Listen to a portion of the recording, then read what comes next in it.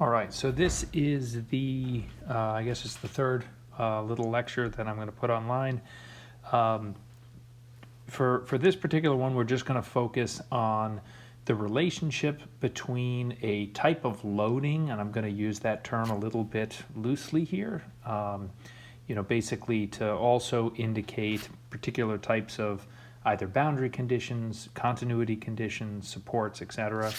And then given these different types of loading or structural components, how would we expect the shear to vary, and then how would we expect the moment to vary as well? So I sort of put the grid out there so you can see we're just going to fill this table in. So in between, so the first one that we're going to do is in between loads and supports. So one of the things that you will see as we go through this is supports apply loads, right? They restrain deformation, they apply loads. And so in many cases, a rule for a support will be very similar as the rule for the equivalent load that's being applied, right? So in between loads or supports, right, the shear can be 0, right, or the shear can be constant. Right? It cannot be linearly varying, right? So it can at most be a constant shear. In some cases, it can also be 0 shear, right? And if there is 0 shear, then we have a constant moment. Right? And if you remember, 0 shear, the derivative of that would be a constant. The integral of that would be a constant. So the derivative of a constant moment would be 0, right? So the derivative of the moment diagram is the shear diagram. And then if the shear is constant, then the moment is linearly varying. Like that, right? And so just so, maybe we can put a bit of a fine point on this, right?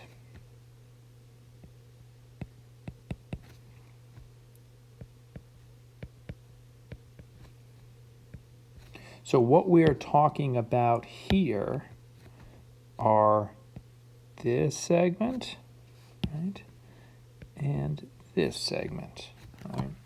So those two portions, they're in between a support and a load. Right? And so in those regions, you would say, well, the shear's got to be 0 or constant. And in those regions, the moment has to be either constant or linearly varying depending on what the shear load, the shear diagram is. Right? So the second one we're going to do is, always do that.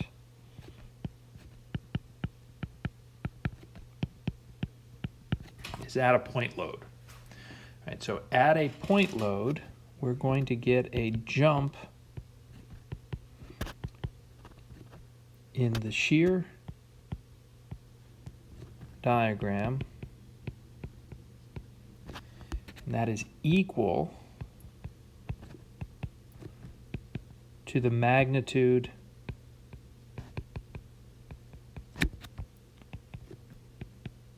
of the applied load.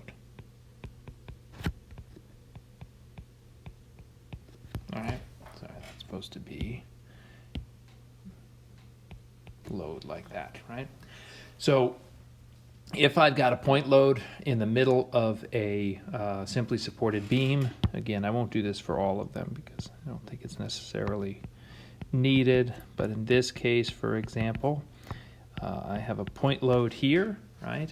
I would expect the shear diagram at that point load, P, to have a jump that is equal to P, right?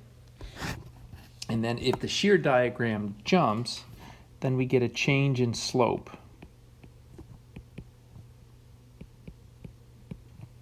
In slope of the moment diagram.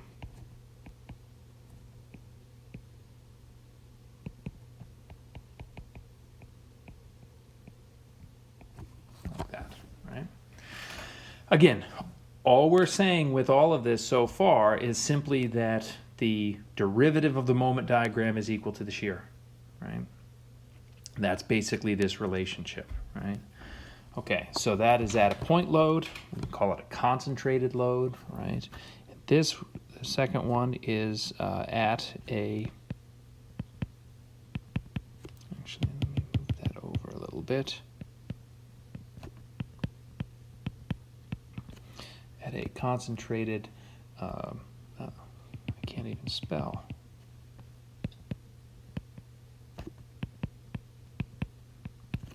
Concentrated moment. All right. So this guy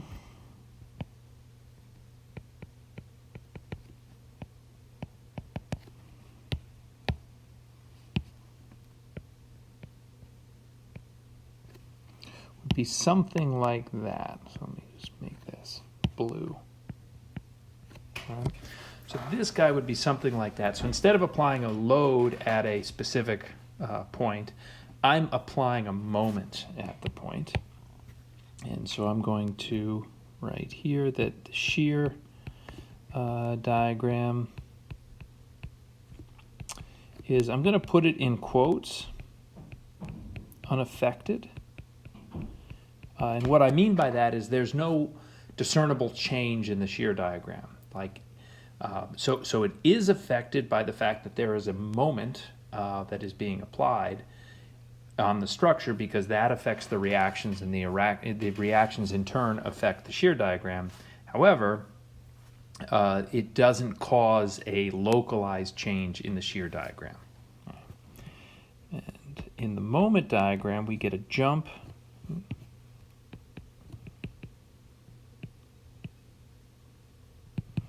In the moment diagram,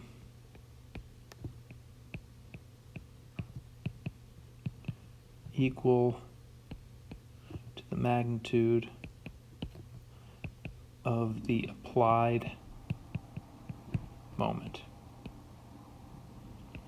And that is effectively equivalent, right? Let me try to do it like this.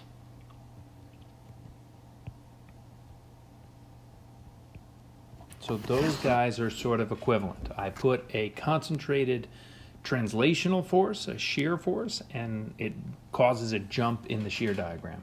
I put a concentrated moment, and it causes a jump in the moment diagram.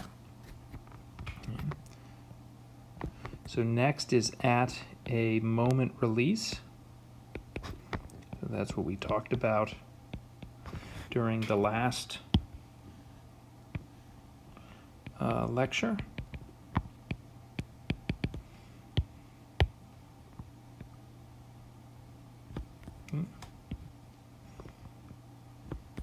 So I come in and I put a hinge or a moment release in the middle, right? And here, I keep doing that, sorry about that, guys. So this is the shear diagram is again unaffected. And I'm putting that in quotes, again, not to put too fine a point on it, because the moment release does affect the reactions, and the level of the reactions and directions do affect the shear diagram, but there is no discernible change in the shear diagram as it crosses a release. The moment release does transfer shear, right? And actually, let me just, I can't have it like that because I just drew an unstable structure, and I'm sorry about that. So I just have to change the boundary condition so it's stable. And then at the moment release, the moment diagram is 0. So it's got to cross 0 at the moment release. All right. So we got 4 more of these guys. So the next one is at what I'm going to call an internal pin or roller support. And this, I will say, is a very common source of confusion, right? So this is, let's say the structure is, continues on beyond, what I've drawn here, right?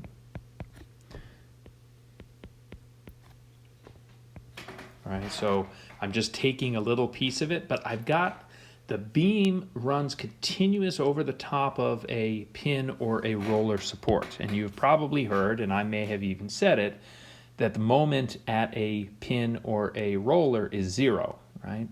But that's really at an external pin or roller support. That's the next case we're going to do. At an internal pin or roller support, the shear, for example, is the same as a point load. And in fact, the moment is also the same as a point load. All right, so we did that in the previous section, right, or the previous slide. So the structure cannot tell the difference between a pin or a roller support that's internal, right, and a applied concentrated force. Right? So the pin or the roller do not resist moment. This is true, right? But that does not mean that the moment on this side, within the member there, could not be balanced by the other side of the continuous beam that's on the other side of the roller support in this case, right? This is an important one. Next, we're at an external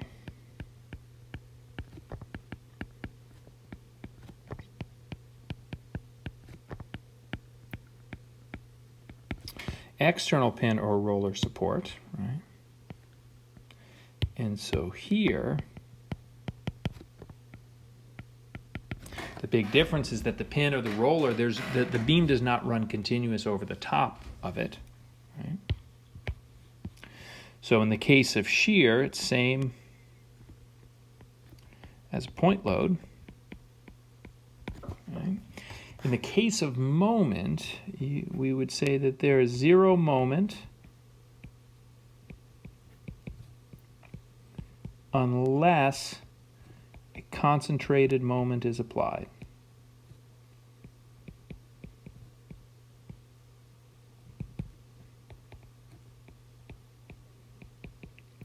For example, like an external load, right? I'm going to do this in green. But if I applied a moment at the end, right, the moment at that roller would be equal to m, right? It would have to have equilibrium. If you look at the left-hand side at the pin, the moment there has to be 0 because it's at an external pin or roller and there is no applied concentrated moment. Hopefully that makes sense. Okay, so now we just have 2 left. We're going to say under a uniformly, I'm just going to say uniform distributed load. Right. So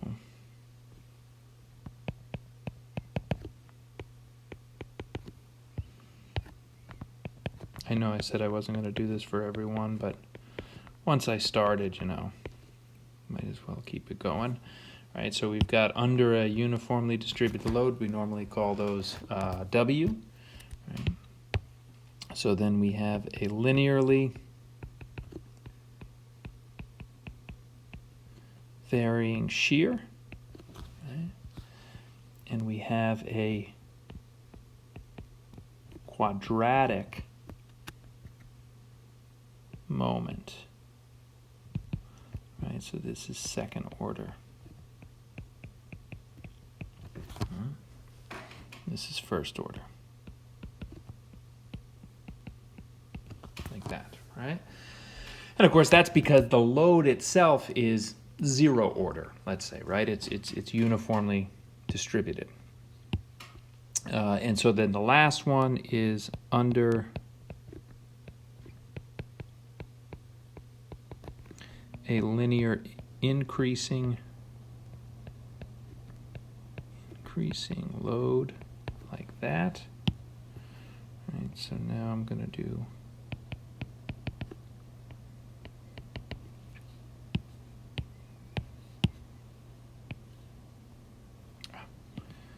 I knew that was going to happen. There we go. So now my load is linearly increasing. And here I have a quadratic shear diagram. Right? So that's second order. And I have a cubic moment.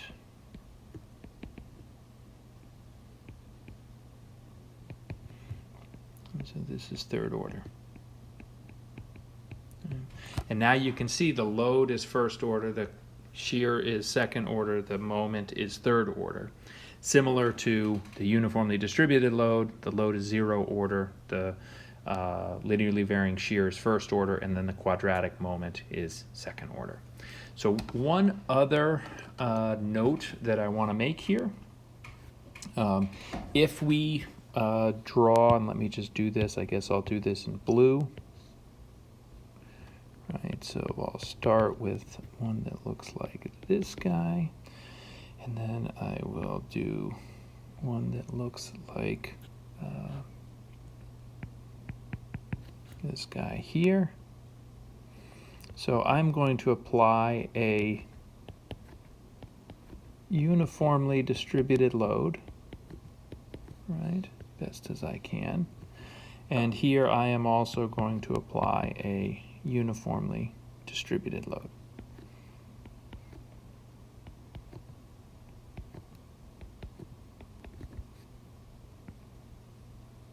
So this is W, and this is W, right? Now, the big question that people always have is, what is the shape of the moment diagram? For example, does the shape look like this for the moment diagram, or does it look like that, right? Or in the case of the cantilever, does it look like this for the moment diagram, right? Or does it look like that, right? So two big questions. There's two ways to think about this, two sort of tricks to help yourself remember this. So the first is you draw the deformed shape, right? And we are going to talk more about the deformed shape in the next lecture. Oh, I'm doing a terrible job there. Here we go, like that. So that's my deformed shape. And if we look, I've got compression on top and I've got tension on the bottom, right? We talked about inside-outside lane sort of thing. And in this second one, it's going to look something like that, right? Now, boy, I did that one terribly. It's going to look something like that. And now I'm going to have compression on the bottom, tension on the top, like that, right? So we know that the moment diagram is always plotted on the compression side, right? So what that means is I am going to plot the moment diagram on the top of this member and on the bottom of this member, right? So we're sort of halfway home. And now the other rule that you need to remember is that the moment diagram is concave in the direction of the applied load, right? So let me write that. So moment diagram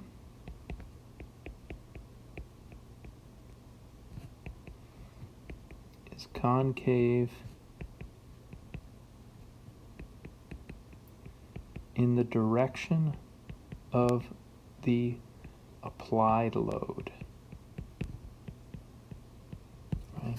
So, for example, in the top structure, the applied load is moving downward